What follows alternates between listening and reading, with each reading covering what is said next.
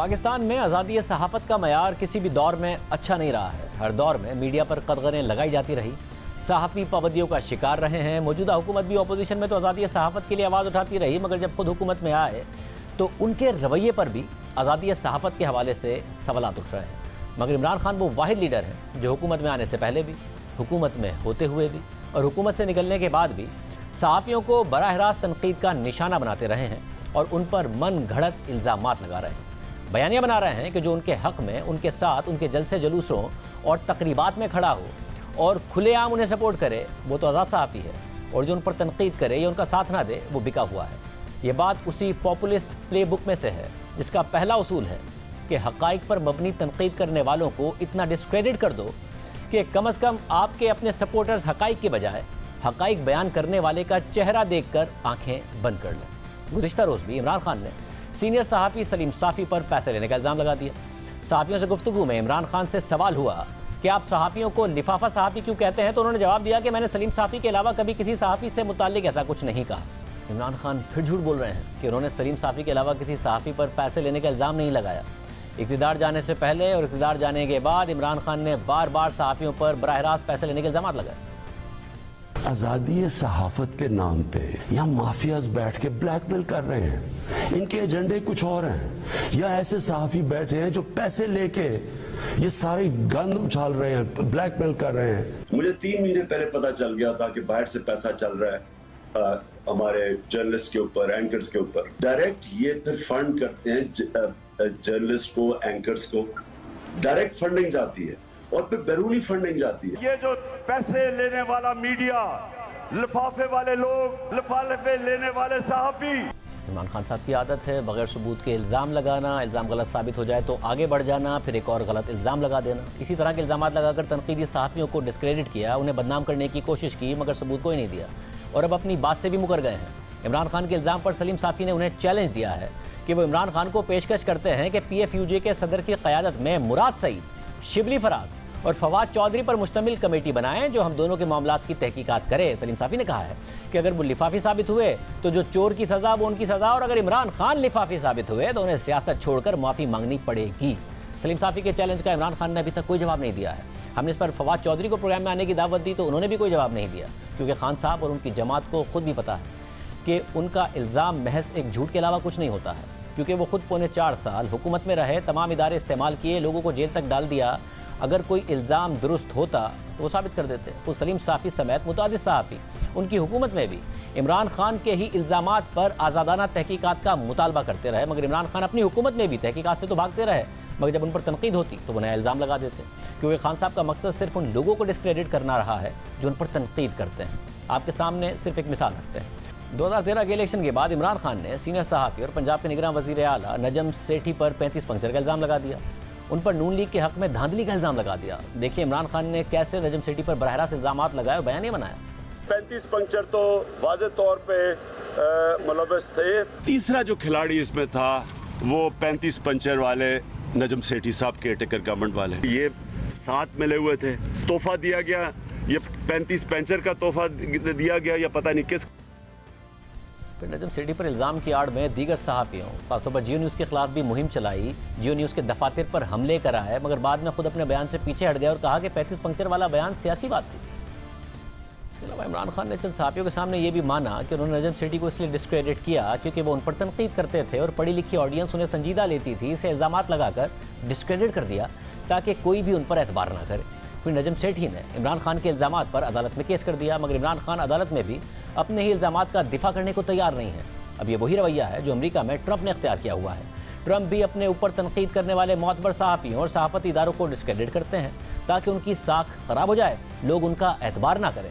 Trump ने खुद माना कि वो तनकीद करने वाले मीडिया को डिस्क्रेडिट करने के लिए उन पर तनकीद करते हैं। इस हवाले से मई 2018 में अमरीकी TV प्रोग्राम की नुमाइंदा लेस्ले स्टाल ने इंकिशाफ किया था कि 2016 में उन्होंने ट्रंप से सहाफ़ियों पर तनकीद और उनकी तौहीन से मुतालिक सवाल किया तो ट्रंप का कहना था कि मैं तुम सबको डिस्क्रेडिट करने और नीचा दिखाने के लिए ऐसा करता हूं ताकि तुम लोग जब मेरे बारे में कोई मनफी स्टोरीज लिखो तो लोग तुम पर एतबार ना करें। अब यही रवैया इमरान खान का भी नज़र आता है। इमरान खान झूठ पर झूठ बोलकर इतना दबाव बढ़ा देते हैं कि अब अच्छे खासे सीनियर सहाफ़ी ज़बरदस्ती या तो अपॉलोजेटिक हो जाते हैं या फिर खुद को न्यूट्रल साबित करने के लिए दूसरों पर बिला वजह तनकीद करने लगते हैं। कुछ सहाफ़ी तो खुद को न्यूट्रल साबित करने के लिए सहाफ़ी कम और ट्विटर ट्रोल बनकर रह गए। लेकिन खुद इमरान खान के नज़दीक न्यूट्रल तो जानवर होता है और सहाफ़ी का काम खुद को न्यूट्रल साबित करना नहीं है, बल्कि सच बोलना है, चाहे वो किसी के भी हक़ में हो और किसी के भी खिलाफ हो। आज भी इमरान खान की तकारीर मीडिया पर दिखाई जाती हैं, सिवाय उस वक्त के कि जब पेमरा की जानिब से पाबंदियाँ लगी। इस दौरान मुख्तसर अरसे के लिए तकारीर नहीं दिखाई जा सकी, मगर फिर भी इमरान खान को यह शिकायत है कि उनका मीडिया ब्लैकआउट किया गया है और किया जा रहा है। मगर ये हकीकत है कि आज भी मीडिया पर सबसे ज़्यादा दिखाई जाने वाली शख्सियत इमरान खान है। इसके अलावा इमरान खान हमेशा सहाफ़ियों के साथ साथ ख़वातीन से मुताल्लिक नाजेबा बयानात देते हैं, विक्टिम ब्लेमिंग करते हैं। कल एक दफ़ा फिर उन्होंने इंतहाई नामुनासिब बयान दिया। इमरान खान ने खातून सहाफ़ी गरीदा फारूकी से मुताल्लिक अपने कारकुनों की जानिब से नामुनासिब सोशल मीडिया कैंपेन के हवाले से ये कहने के बजाय कि मेरे मर्द कारकुन गलत कर रहे हैं, वो ऐसा ना करें, उल्टा ये कह दिया कि गरीदा फारूकी मर्दों में घुसेगी तो ऐसा ही होगा कि आबैल मुझे मार, यानी जिम्मेदारी उल्टा गरीदा फारूकी पर डाल दी। हालांकि इस माशरे में तो खातून सहाफ़ियों की हौसला अफजाई होनी चाहिए कि वो बहादुरी से अपना काम करें, मगर इमरान खान बार बार साबित करते हैं कि ख़वातीन से मुताल्लिक वो कैसी मनफी सोच रखते हैं, विक्टिम ब्लेमिंग करते हैं। यहाँ तक कि बतौर वज़ीर आज़म इमरान खान ने रेप और जिनसी हिरासानी से मुताल्लिक कहा था कि अगर एक खातून बहुत छोटे कपड़े पहनती है तो उसका मर्दों पर असर होगा, बशर्ते कि मर्द रोबोट ना हो। हालांकि पाकिस्तान में ख़वातीन ना ही ऐसे कपड़े पहनती हैं और ना ही रेप के वाक़यात ख़वातीन के कपड़ों की वजह से हुए। पर इमरान खान इस वक्त दोबारा अपोजिशन में हैं, फिर ऐसी बातें कर रहे हैं, मगर उनका अपना दौर हुकूमत भी सहाफ़ियों और मीडिया पर पाबंदियों के लिहाज से इंतहाई बदतरीन रहा। मीडिया पर कदगने लगी। उनके दौर में ख़वातीन सहाफ़ियों को ऑनलाइन हिरासां किया गया, उनके खिलाफ इंतहाई गलीज़ ट्रोलिंग और मुहिम चलाई गई।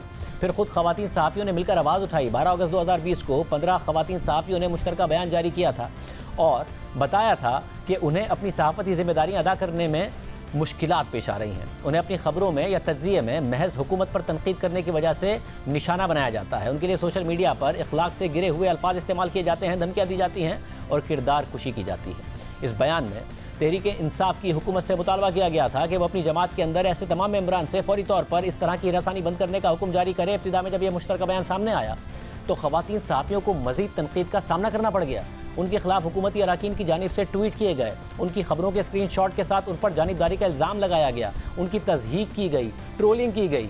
उस वक्त सिर्फ 15 ख़वातीन थीं जिन्होंने ऑनलाइन हिरासा किए जाने के खिलाफ आवाज़ उठाई थी, लेकिन फिर मज़ीद सहाफ़ी ख़वातीन इस बयान की तौसीक़ करती चली गई और ये तादाद 170 से तजावुज़ कर गई। सितंबर 2020 में एक मुश्तरका बयान सामने आया जिसकी तौसीक़ मर्द सहाफ़ियों ने भी की। ख़वातीन सहाफ़ियों के मुश्तरका बयान के मुताबिक हुकूमत से वाबस्तगी रखने वालों और सियासी जमातों, उनके हामियों और सोशल मीडिया विंग्स की तरफ से ख़वातीन सहाफ़ियों पर हमले हमारे काम, ज़हनी सेहत और तहफ़्फ़ुज़ को बुरी तरह मुतासिर कर रहे हैं। इन हमलों में सिन्फ पर मबनी हमले, जिनसी हिरासानी और गैर इम्तियाज़ी सलूक शामिल हैं। बयान के मुताबिक जो चीज़ें हमारी साथी ख़वातीन सहाफ़ियों ने 12 अगस्त को रिकॉर्ड पर रखी, हम उनकी तौसीक़ करते हैं और मीडिया में ख़वातीन को जिस किस्म की कैफियत का सामना है और इसे सामने लाने के लिए इस दायरा कार को बढ़ाते हैं। बयान में कहा गया कि मीडिया में काम करने वाली ख़वातीन को जिस किस्म की ट्रोलिंग और बेहूदगी का सामना है वो अखलाकियात के तमाम इक़दार को मजरू करते हैं।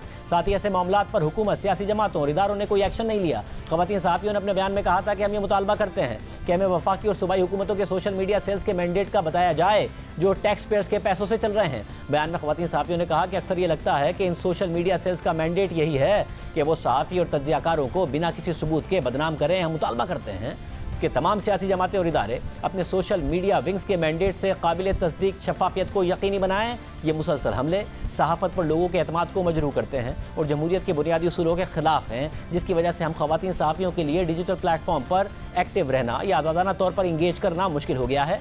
हिरासानी, मुसलसल ताक़ुब के खौफ और अपने वक़ार को बचाने के लिए हम में से बहुत सी सहाफ़ियों ने ख़ुद को सेल्फ सेंसर कर दिया है और इस तरह हम मालूमात शेयर करने, अपनी राय देने और ऑनलाइन प्लेटफॉर्म पर एक्टिव रहने से ख़ुद को रोकते हैं, जिसका मतलब है कि हमें आज़ादी इज़हार राय का हक़ इस्तेमाल करने से रोका जा रहा है। ख़वातीन सहाफ़ियों ने बयान में कहा कि हम हुकूमत और सियासी जमातों से मुतालबा करते हैं कि फौरी तौर पर अपनी अपनी सोशल मीडिया टीम्स के लिए कोड ऑफ कंडक्ट बनाया जाए, तहकीकात की जाएँ ताकि नेटवर्क्स का पता लगाया जाए जो ख़वातीन सहाफ़ियों के खिलाफ इन मुनज़्ज़म हमलों को लॉन्च करते और चलाते हैं। मगर फिर तहरीक-ए-इंसाफ की हुकूमत ने कोई कार्रवाई नहीं की, बल्कि हुकूमत के सीनियर रहनुमाओं ने भी उल्टा इन ख़वातीन सहाफ़ियों पर तनकीद शुरू कर दी और सोशल मीडिया पर उनकी मज़ीद तज़हीक और ट्रोलिंग कराई गई। तहरीक-ए-इंसाफ 2018 में इक़्तिदार में आई तो सहाफ़ियों पर हमले हुए, सहाफ़ियों को ऑफ एयर कर दिया गया, नौकरियों से निकलवाया गया। मीर शकील उर रहमान को एक 35 साल पुराने मुकदमे में गिरफ्तार कराया गया, 8 महीने जेल में रखा गया और फिर इमरान खान ही के दौर में वो अदालत से बाइज़्ज़त बरी हुए और इल्ज़ामात झूठे साबित हुए।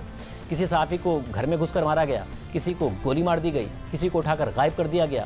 और इस सब में अफसोस की बात यह थी कि हुकूमती वज़रा उनमें से मुतअद्दिद सहाफ़ियों के साथ खड़े होने के बजाय उनका मजाक उड़ाते थे। सहाफ़ती आज़ादी और आज़ादी इज़हार राय की आलमी तंजीम रिपोर्टर्स विदाउट बॉर्डर्स ने अपनी साल 2018 की रिपोर्ट में अपनी आलमी रैंकिंग में पाकिस्तान को 139वां नंबर दिया था, जिसके बाद तहरीक इंसाफ के दौर में पाकिस्तान की आलमी रैंकिंग में हर साल मुसलसल कमी ही होती रही। रिपोर्टर्स विदाउट बॉर्डर्स की 2019 की रिपोर्ट में आज़ादी इज़हार राय और आज़ादी सहाफ़त में पाकिस्तान की रैंकिंग मजीद कम हुई और वो 139 से कम होकर 142 पर आ गई। और फिर इसके बाद 2020 और 2021 में पाकिस्तान की रैंकिंग मजीद 3 दर्जे कम होकर 145 पर आ गई।